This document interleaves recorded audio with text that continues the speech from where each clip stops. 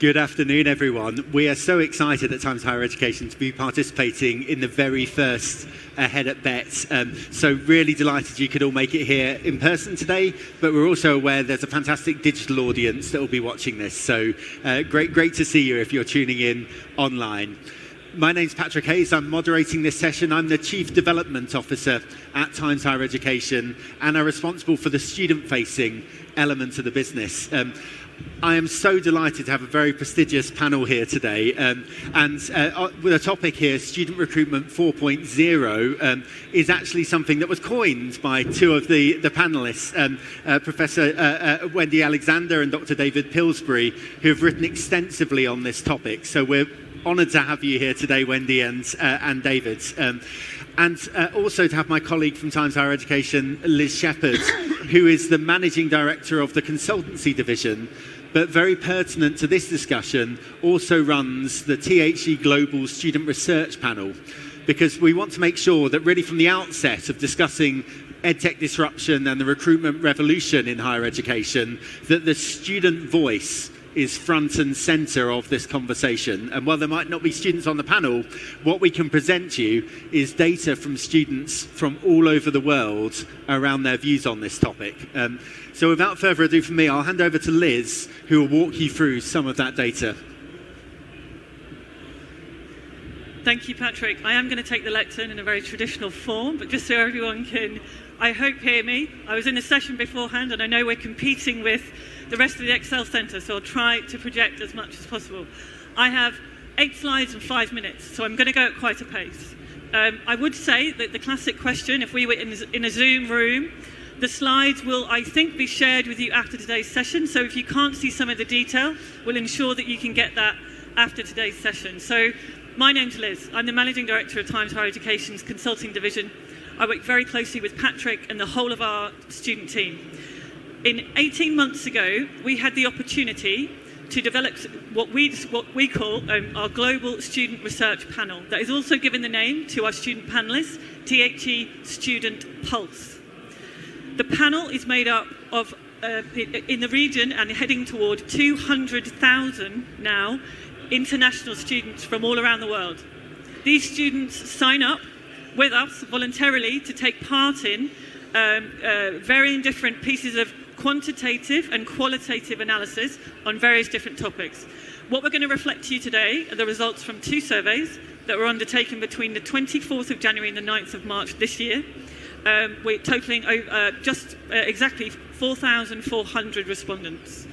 So I think it would be remiss of us not to situate, as Patrick said, the importance, the growing importance, the prevalence, the extraordinary phenomenon of EdTech on the impact of student recruitment in the influence of the pandemic. So over time, over the past 18 months, we have been consistently capturing these data points to reflect the impact of the pandemic on international student flows.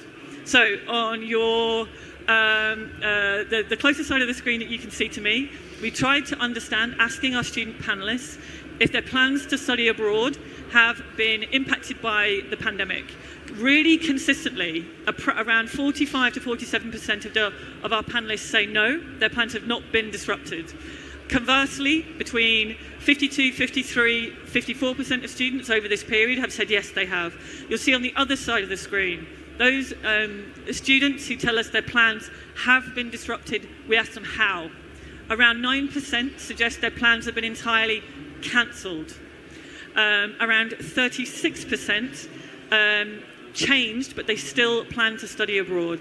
And 54% delayed, but they do still plan to study abroad at a later date. One point of data that we've recently collected is the reflection on the reopening of the Australian border, and we know that this has again changed the options, the decision making, and the impact of COVID on student decision making. But for today, what we ask students to reflect on, and what we're going to talk about in the next few slides, is the digital resources, the online resources that students have had access to that have supported their decision making. So here we can see, in response of our panellists that responded to this survey, their response to the question, if over the which of the following did they use over the past 12 months to support their international student decision-making journey? And extraordinarily, we can see that 54% of our student respondents have used online resources to support their decision making. Moving to our next slide, we wanted to understand if at all, why, if at all, online resources were helpful in informing their decision making. And I think this, like all good research, confirms a hypothesis that students find digital resources easy to find and understand. They didn't require to travel to find them. And I think most crucially for me, what I take away from the third code here is that information was up to date with information about the pandemic. In the incredibly fast-moving environment where, restrictions, visa criteria, requirements for students were changing so rapidly that they reflect that online resources were changing at the pace that they needed. Okay, moving on. We asked students to reflect on if the return to in-person aspects of applying to study at university would be a positive or negative thing for them. And I don't think this is unsurprising. We've heard so much, even in the brief period that we've been at the conference this afternoon about hybrid. And I think the net positive response of 65% of our student respondents suggesting the return of in-person aspects of supporting them to apply to university would be positive for them. Apologies if this is quite small, but I'll illustrate what this slide is telling us. We asked students of the various different factors, which I'll highlight just a couple, they would preference being delivered online or in person. The blue bar represents online, the purple in person. So we can see a real shift.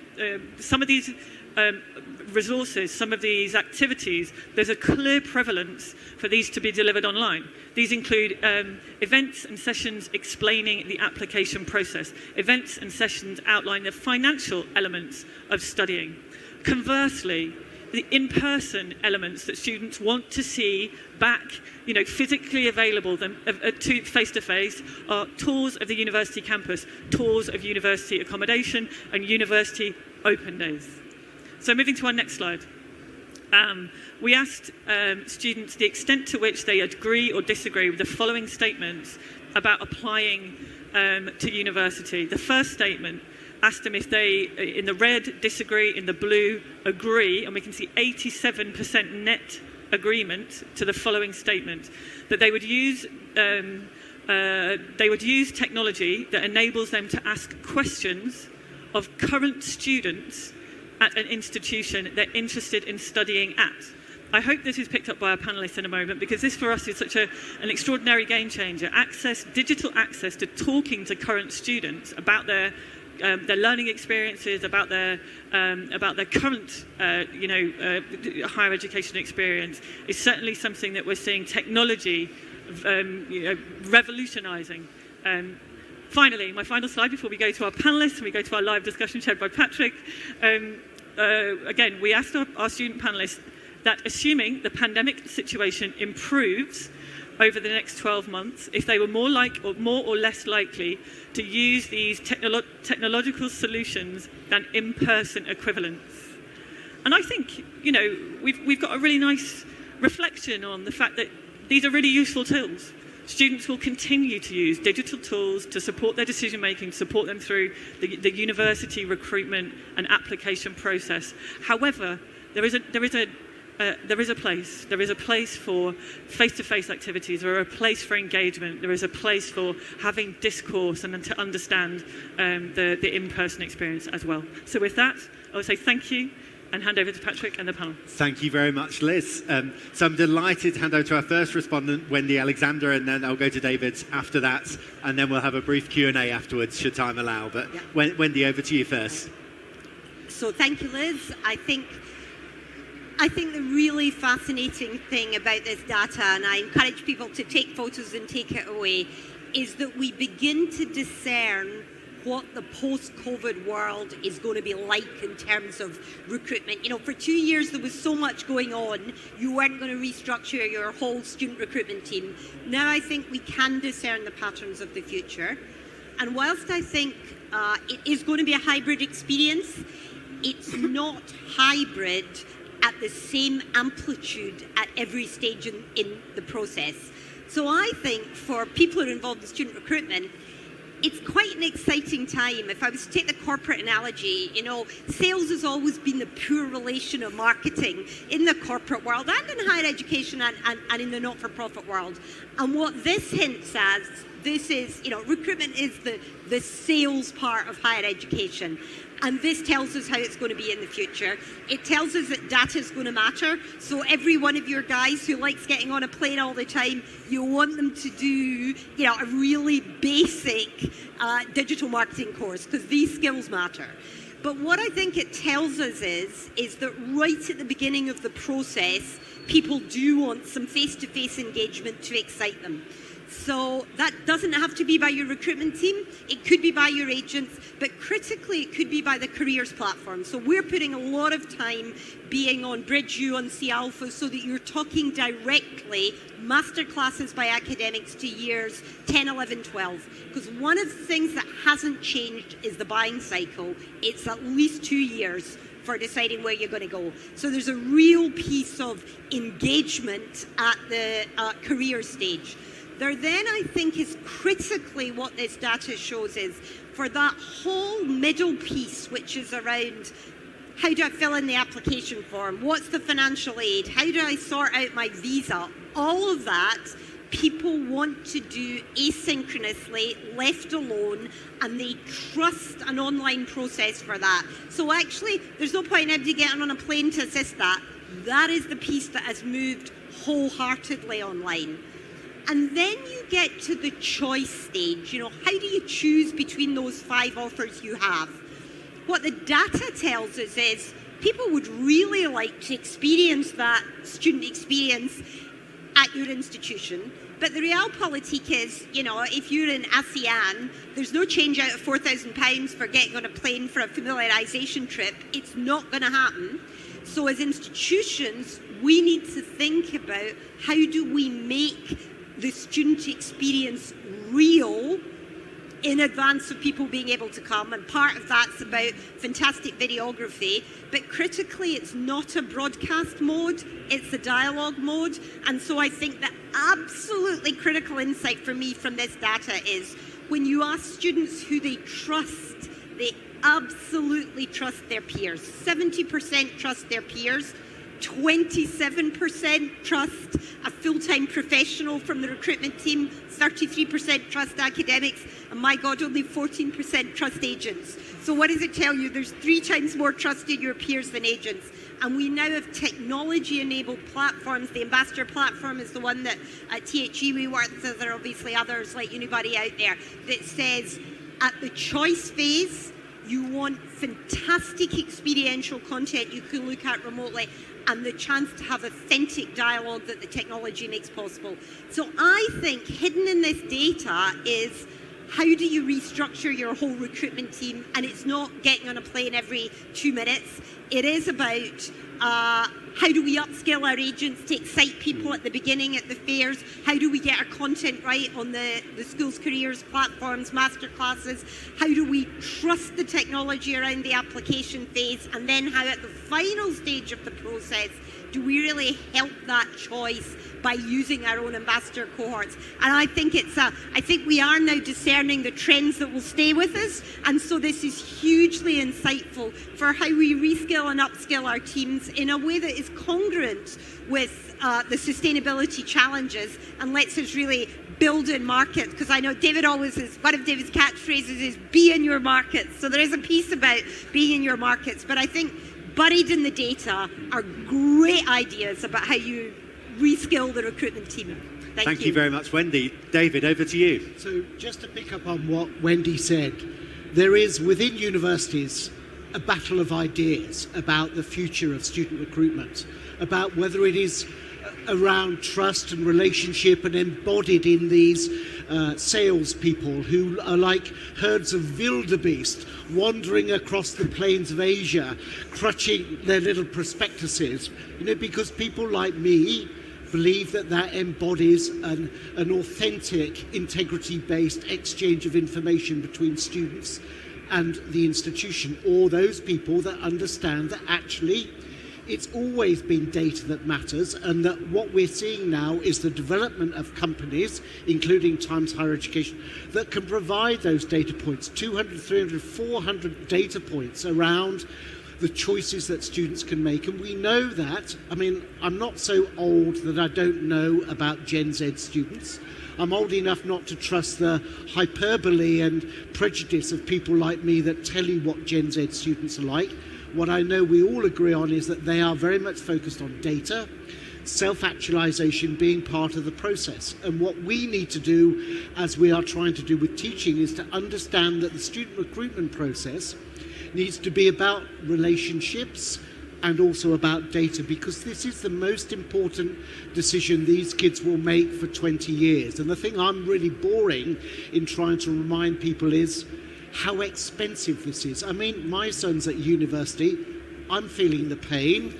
Okay, if I was a Chinese individual in, third tier city, so I'm thinking about the cost, and then I'm thinking, actually, if I don't like this, I can't hand it back. I can't sell it on. It's not like my house, where if I decide I've paid 3 million for it and I don't like it, I can sell it.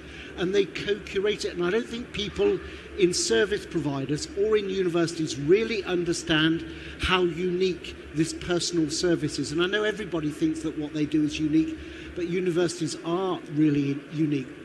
The opportunity for service providers and for people in universities is to recognise the massive growth there is going to be in education technology related to the journey of students into universities. If you come here, it's all about EdTech, but it's Microsoft, it'll be Salesforce, it'll be all of those companies that are trying to sell you learning management systems, computers, stuff that will, of course, reduce costs and make the delivery of whatever you do efficient. But what it doesn't address is the fact that, as Wendy said, overseas students for which this data is mostly relevant, it obviously does apply to domestic students as well, is what keeps the sector afloat. And in the university that I used to be the Deputy Vice-Chancellor for, it was responsible for 55% of the income. So of our 400 million, I may have got the sums wrong here, it was 250 million. Now, if I don't get the sales process right, Coventry University goes bankrupt. If UK and other universities do not recognise that this process is going online, and yes, what Wendy and I did, and it wasn't rocket science, but we identified in the early days the mushrooming of these service providers. And the problem for universities now is that there is an absolute mass of them. And because universities, for the most part, are not good at sorting out service providers in new areas, where they are not very strategic, I have to say they vary in their ability to access data and to use technology of this sort effectively. They are confused, perplexed, and wandering through this wilderness. And some are making the right decision, some are making the decision to sign up with everybody and see what happens. But this, I think, is a real opportunity for you, whether you're from a university or are service providers. There is confusion and complexity. If we can sort this out, that is going to benefit students, will benefit the institutions, and actually along the way, everybody will make more money. But that's, I say, an opportunity and a challenge. Thank you. Thank you very much, David. So I'm going to ask a couple of questions. We've got about 10 minutes left, and then there'll be time for us to all have a bit of a Q&A afterwards. We'll hang around afterwards. One of the things I wanted to pick up on was the hybrid element, because, David, as you said, we're here today at Bett to talk about EdTech, but actually we're not here online talking about EdTech. We are actually here in person, and actually a lot of us feel really happy that we're back having face-to-face conversations around technology, which I think is kind of hybrid in action in some ways. It shows that even when you're talking about technology, the face-to-face component really, really matters. And I know, Liz, you did some research last year that shows that students do not, think the online experience of studying can really replicate in person. And it would be good for you to talk a little bit more about that. Wendy, the other thing I would like to kind of pick up on is this kind of battle of ideas as well that David discussed. who's winning out at the moment, and what advice would you give to HE professionals at the moment that are starting to engage in that battle and really discern the hyperbole about education technology from what's actually going to be sticky and make a real difference? But Liz, if I can come to you first. Yeah, sure. Thank you, Patrick. I think from the data that we've gathered from the panel over time, as Patrick said, has taken various different lenses, but many reflecting the impact of the pandemic, much reflecting the movement of teaching and learning online. And what we've generally picked up from our panellists and what we've discerned from the data is a massive shift in student expectations. Unfortunately, I think it's quite consistent across our cohort of students where their teaching and learning was shifted online during the pandemic that they experienced, and this is no discredit to anyone that was responsible for the extraordinary transition of teaching and learning online at that time. I think that students did express considerable dissatisfaction with various parts of their learning experience. And as we've tried to gather data from students as to their expectations of what that may look like during, post-pandemic and so on in the future, we can understand that their expectations have transformed entirely, that not only do they want to retain elements of the in-person experience that we saw from the data when we were looking purely at recruitment, but to retain elements of the in-person experience of their learning, the experiential value of being an international student on campus. However, they also want the ability and the opportunity to experience all of their learning online if that's what they require, to meet with their own personal timetable, to meet with their own working schedule if they have employment outside of higher education. So I think the expectations, and this is much perhaps linked to what David was saying, value for money, the access that students require, the data that they also expect to be able to access. So I think post-pandemic, if we are moving toward that in any way, shape or form, I think student expectations are completely reformed with regards to the recruitment experience and also teaching and learning. Thank you, Liz. So Wendy, over to you. Around the battle of ideas. Yes. So I'm going to assume, quite erroneously, that the audience are, directors of recruitment. And in the same way that if you were Pro Vice Chancellor Education, yes, it's the case that you're now doing a lot more in person, but there is an expectation of technology-enabled teaching, whether that be the entire back office of your learning management system, lecture capture, the fact that students can choose, which of the 3 days out of 5 they're going to be face-to-face. There is just in the learning and teaching space an expectation facilitated by the technology around connectivity choice that is complementary to these students. So my thesis on the battle of ideas, if you're a director of recruitment, is that there is the same expectation coming from what your service delivery looks like.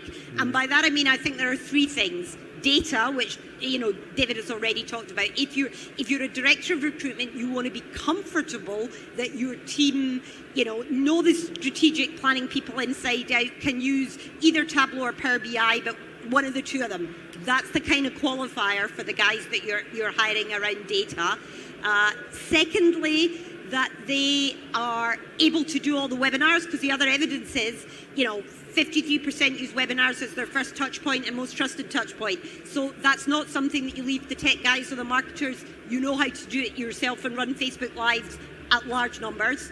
And the third one, I think, in terms of the skill set for recruitment teams, is that you see yourself as a content creator and you recruit your student ambassadors. That kind of proprietorial sense of marketing that we can only have, fully curated, perfect marketing that's entirely within brand guidelines, is so far from what students want, which is they want authentic content created by 200 student ambassadors and not professional. And actually, it's the job of the recruitment team to orchestrate that process. So they are not an alternative to getting on a plane, but in addition to getting on a plane, they're the 3 skill sets that we want to find we want to find the space to grow amongst Yes. our team, and that's how I think Yes. it's our analogue of what digital of how teaching and learning is evolving. Thank you, Wendy. David, when you coined the term student recruitment 4.0, I'm not sure if you had the pandemic in mind, but obviously it's been fertile territory for these new aggregators, for peer-to-peer technology to really expand and grow, perhaps much more rapidly than anyone had anticipated as a result of being forced to go online in terms of student recruitment over the last couple of years.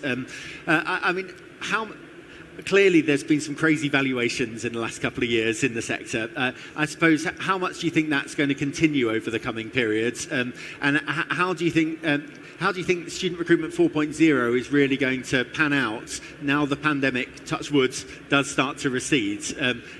Are we looking towards 5.0 yet? Or Well, in terms of the development of sophistication, we're just in the foothills, absolutely, Right. in terms of the amount of data, our ability to analyse that data. A lot of people talk about AI. I don't think there's very much there at the moment, machine learning, but it will undoubtedly come because this is such a rich experience and because getting it right is so important. If you think about how much time you spend buying a car, Yes. and compare that to then investing 3, 4, 5 years of your life in something that, so that's one dimension. How will it pan out? Okay, it's a steamroller, okay, in that you stand against it and wed yourself to those old wildebeest notions and you are going to get flattened. Not next year. It's like that fish called Wanda, yeah? The steamroller, sorry for my cultural reference, but if the steamroller's coming, it's coming slowly and you have the chance to get out of the way because kids are using data, as Elizabeth said. This is what they want. This is how they authenticate their decision. And it's not just the data that we provide, it's the data that comes from social media and engaging with peers, influencers. And the reason why Coventry was so successful, and we had 15,000 non-UK students when I left, because we did both. We didn't have a battle of ideas. We were simple enough to say, that's a really good idea, building relationships with students, making them feel valued, we had dynasties of students that had come for 6 or 7 generations to Coventry, but we also had the biggest data and insight team in the sector. But it was 5 people in a £400 million business. Now, if you go to Next or somewhere, they'll have, maybe 500 is overdoing it, but we are at least an order of magnitude behind where we need to be in the sector. Sorry. Wendy, did you want to come in on that at all? Yeah, I think I agree with David about the data. I think one of the interesting things that we're only beginning to understand is that kind of word of mouth doesn't matter anymore. These kids in Gen Z want to make up their own mind at the choice stage. And exactly as David says, they are using, TikTok, social media. They crowdsource their own information to make that decision. And I think that's one of the really interesting things that panels like this tap into. And I think it has profound implications for what agents do. We pay the same commission rate to our agents when actually they are now doing vastly different jobs. One of the reasons I think that, Plyboard Adventist aggregators are mopping up in part is because they've clocked that 80% want to do the application process online asynchronously in their own time. The interesting thing is, what is the agent proposition at the start of the funnel in terms of exciting people, generating interest, going to fairs, and that I can see.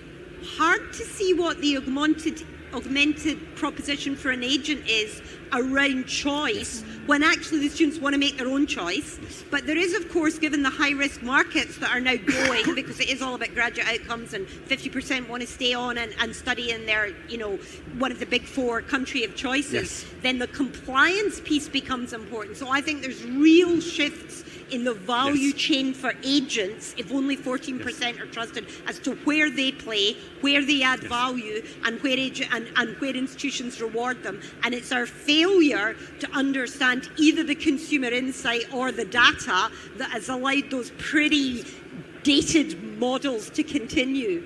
I think just in the final minute that we've got, I mean, yes, there's an EdTech steamroller coming the industry's way, and there's no question that the sector needs to respond to that.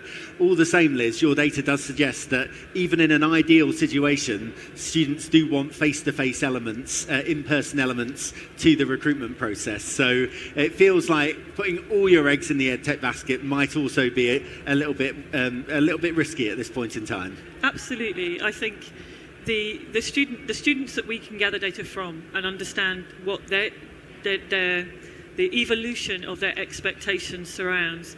Of course, they are, the use of the term digital native almost feels, far surpassed at this point. But their use of online resources and digital technology is, of course, implicit. But when they're looking to move their aspirations and their future across the other side of the world, the reason they are doing this, outside of looking for high quality education, high quality teaching experience, is to experience other cultures and other human beings. And that remains at the heart of the international education experience, and I do not believe will ever change. And that, it's very key. What a brilliant way to finish. Can we thank all of our panellists? Thanks so much, Wendy, David, Liz. Thanks.